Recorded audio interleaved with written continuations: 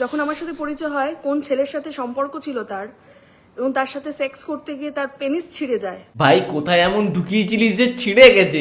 স্যান্ডির পেছনে নাকি? ও মানে আমার প্রাইভেট পার্টস গুলো টাচ করা স্টার্ট করেছিল। আমার পাশে অন্য মেয়েকে শুয়ে sex sex sex sex sex সেটা আমাকে দেখতে হবে, আমায় ভিডিও করতে হবে। তা তোমাকে পাশে বসিয়ে সেক্স করছিল তো তুমি কিচ্ছু করতে পারোনি? ভাইয়েরটা না হয় ছিঁড়ে গেছে, দাদারটা তো তুমি কেটে দিতে পারতে। ও কেটে দিলে আবার কি করে করবে সেক্স? সেক্স ও সেক্সুয়াল কিছু ভিডিও তুলে রাখতো যেগুলো আমাকে দেখাতো এবং সেগুলো ছিল ওর ফ্যান্টাসি। তা আমি ঠিক বুঝলাম না, ফ্যান্টাসিটা কিসের ছিল? ভিডিও করে রাখার না তোমাকে দেখানোর?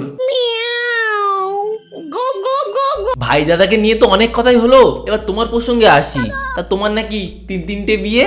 হ্যাঁ, সব্যসাচীকে বিয়ে করার আগে আমার বিয়ে ছিল। তোমার ব্যাপারটা ঠিক এই গানটার সাথে মিলে গেল না?